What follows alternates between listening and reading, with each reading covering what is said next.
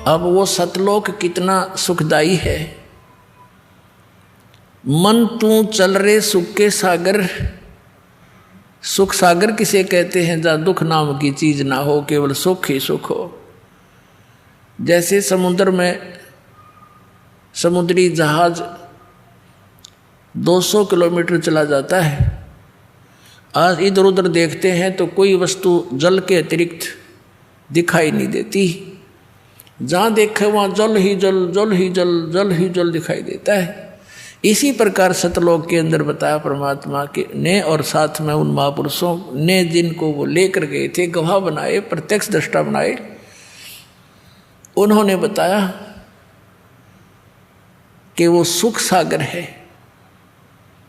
वहाँ कोई दुख नाम की वस्तु नहीं, कहीं पर भी शंखों लहर मेहर की उपजे और कहर नहीं जा कोई, दास गरीब अचल अविनाशी और सुख का सागर सोई।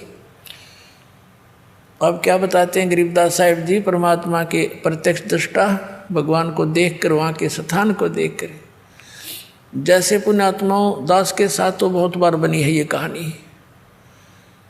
ये पिछले संस्कार थे, वो भक्ति अंगड़ाई लेती थी, तो कई बार एकदम ऐसी मन की स्थिति हो जाती थी, जैसे हम किसी ने कोई कटु वचन भी बोल दिया, उससे दुखी भी होते हैं, या कोई टेंशन बनी हुई होती है, या किसी के प्रति और वैसे द्वेष बना हुआ होता है, तो वो कति खत्म हो जाता। बिल्कुल सपने काफ़ी देर तक सोचते कि उसने ऐसा कष्ट दिया था, निकम्मा आदमी है, ये मन में ही नहीं आती। और ऐसा आता जैसे अपने से दिखाई देते, कोई टेंशन किसी प्रकार की अपने आप नष्ट हो जाती। काफ़ी देर तक, मतलब कुछ देर तक रहती वह, उसके जाने के बाद फिर देखते हैं वही जो की तो वैसा ही उसने ऐसा कर दिया, देख उसने ऐसा नहीं करना चाहिए था, और वो चिंता, वो टेंशन फिर स्टार्ट हो जाती।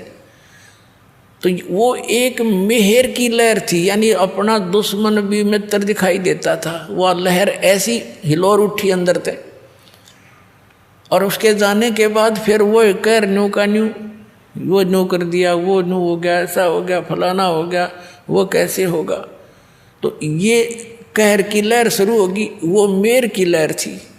तो गरीबदास साहिब जी कहते, शंखों लहर मेहर की उपजे, वह सारे ऐसे उमंग उठे, किसी के प्रति द्वेष से नहीं हो सकता, करने से चाहने से नहीं हो सकता, वह व्यवस्था ऐसी है।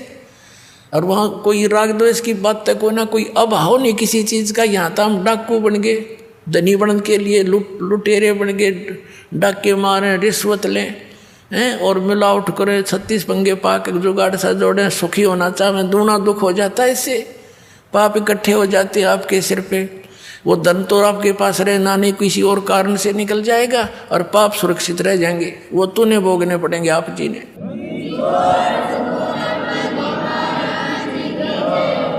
अब परमात्मा क्या बताते हैं कि शंखों लहर मेर की उपजे और कहर नहीं जा कोई, दास गरीब अचल अविनाशी, सुख का सागर सोई।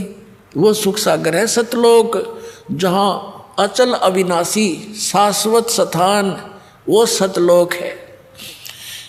और फिर क्या बताते हैं, जब तक आप सतलोक में नहीं जाओगे, परम संत तुम्हें नहीं मिलेगा, तब तक आप यहाँ काल की व्यवस्था की जितनी भी पूजाएं साधनाएं वेदों तक की कर रहे हो, या वेदों या अन्य जो साधना इस तत्व ज्ञान के अतिरिक्त कर रहे हो, उनसे क्या प्रतिफल आपको मिलेगा।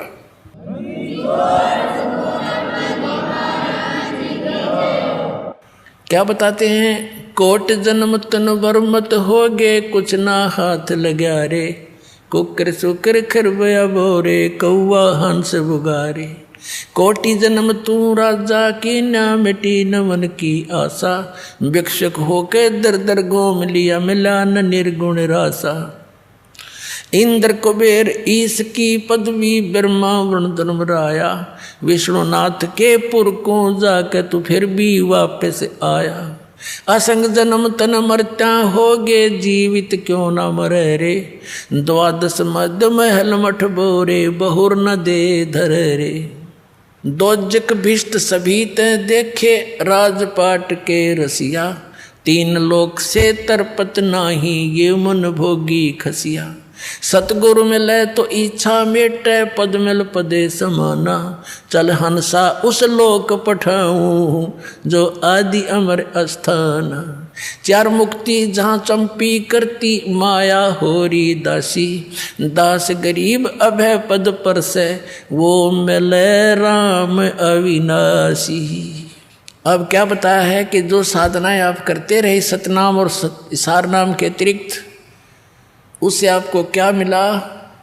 कोटि जन्म तो भरमत हो गए, कुछ नहीं हाथ लगा रे। कुकर कुत्ता सुकर सुअर खरगदा, कुकर सुकर खरबया बोरे, कौआ हंस बुगारे।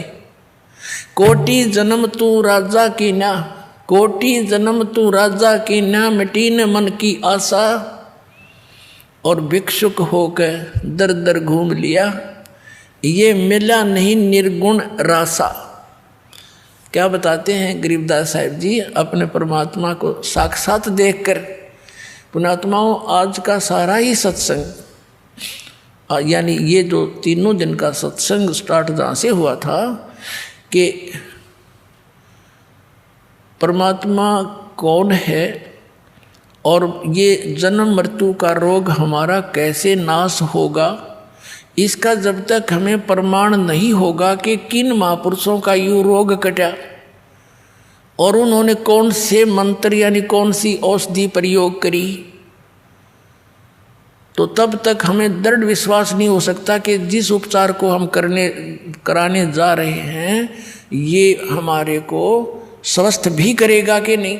तो जब ये दृढ़ विश्वास हो जाएगा फिर तो आप इस पर समर्पित हो जाओगे और यो काम होगा ही होगा, क्योंकि ये प्रमाणित है और हो चुका है। तो इसमें क्या बताया है कि साधों से ती मस्करी और चोरा नाल खुशहाल, ये तो मल अखाड़ा जीतेंगे भाई युगन युगन के माल। ये अच्छी आत्माएं जो युगों युगों से परमात्मा के चरणों में कोई न कोई संघर्ष करते हुए आ रहे हैं, उन्हीं में से आज सफल होंगे। जैसे पहलवान होते हैं, एक्सरसाइज करते हैं, एक दूसरे के साथ कुश्ती करके संघर्ष करते रहते हैं, तो जब उनका आमना सामना दूसरे रेसलर से होता है तो उन्हीं में से विजयी होते हैं जो सक्सेस पहले से प्रैक्टिस कर रहे हैं। तो आप युगों युगों से करते आ रहे हो, आज की बात नहीं है। तो कहने का तात्पर्य ये है कि जो साधना हम कर रहे थे उन के लाभ होना था और होता रहा है। आपको तो पता ही नहीं, अब तो बालक हो, विद्यार्थी हो, टीचर ही मास्टर बताया करते हैं और डॉक्टर बताया करते हैं कि जो औषधि तुम खा रहे थे इससे लाभ ये नहीं होना था। तो क्या बताया है कि कोटि जन्म तू राजा की ना, मिटी ने मन की आशा। भिक्षुक होकर दर दर घूम लिया, पर मिला नहीं निर्गुण रासा। जैसे पुण्यात्मा ऐसी थी, राज भी त्याग कर परमात्मा की खोज में चल पड़े।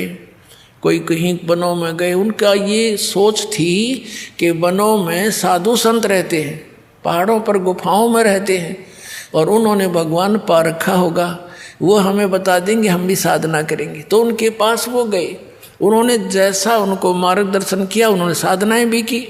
उनके द्वारा बताई गई साधनाओं भक्ति से क्या बेनिफिट हुआ, राजा बन गया, इंद्र का स्वर्ग का राज्य प्राप्त हो गया। लेकिन समय जब पूरा हो गया उस राज्य का, उसके पुण्य समाप्त हुए, तो फिर पृथ्वी पर आ गया, फिर पृथ्वी पर राजा बन गया। राज का समय पूरा होते हुए फिर यहाँ पृथ्वी पर कुत्ते गधे सुअर की योनियाँ प्राप्त करके यहाँ भटक रहा है। तो क्या बताते हैं, कोटि जन्म तन भरमत हो गए और कुछ नहीं हाथ लगा रे। अब हम अपने जब तक सत्संग नहीं सुनते, अपने ही विचारों से, समाज के से सुने हुए उस ज्ञान से हम किस रंग में रंगे हुए थे, कोठी बना दें, बढ़िया कार ले लें और अच्छी प्रॉपर्टी बना दें अपने बच्चों के लिए। अब उसकी मृत्यु होगी वो कोठी और वो कार उसके के काम आई। कुछ दिन के बाद बच्चे भी दुर्घटना से या कोई रोग से मर गया, कोठी वहीं रहेगी। तो कहने का भाव यो है, परमात्मा कहते हैं कि कोट जन्म तन बरमत हो गए, कुछ नहीं हाथ लगा रे। या मृत्यु होगी, पुण्य पाप के आधार से स्वर्ग और नरक में गया, वहाँ अपने समय का जितना निर्धारित था स्वर्ग का पूरा किया, फिर नरक का निर्धारित समय पूरा किया, फिर 84 लाख योनियों को भोगने के लिए पृथ्वी पर, और पृथ्वी पर आ गया तो फिर कुत्ता बन गया। कुत्ते का समय पूरा होते गधे की योनि में, गधे का पूरा होते फिर सुअर की योनि में। अब यहाँ गरीबदास साहिब जी ने बताया है, आगे गए ना बावड़े और रहते भी सब्जा, बावड़े माने वापस आए, और रहते भी सब्जा, और बिन साहिब की बंदगी की तो ठोर ठिकाना ना। अब जैसे यहाँ पुण्य पाप किए, पुण्य के आधार से स्वर्ग गए। अभी आपको बताया स्वर्ग का समय पूरा होता है, होते ही बाई फोर्स, जैसे यहाँ जबरदस्ती मृत्यु आपकी की जाएगी, ऐसे जबरदस्ती वहाँ से मृत्यु करके आपको नरक के अंदर, नरक का समय पूरा होते फिर का चलो गधे की योनि में, गधे का समय पूरा होते चल कुत्ते की योनि में, उसका पूरा होते चल सुअर की योनि में। तो पुण्यात्माओं फिर एक टर्न वाइज एक नंबर एक मनुष्य जीवन फिर से मिलता है प्राणी को 84 लाख योनियों के कष्ट भोग कर। तो उसके अंदर अगर संत नहीं मिले और ये मार्ग नहीं मिला तो फिर वही चलो चलो वो उसको लू में फिर गिर जाओगे। पूरा पूरा प्रोसेस है ये 84 लाख योनियों के अंदर घूमने का। तो इसके लिए बताते हैं कि कोट जन्म तन भरमत हो गए, कुछ ना हाथ लगा रे, और कुकर सुकर खरबया बोरे, कौवा हंस बगारे।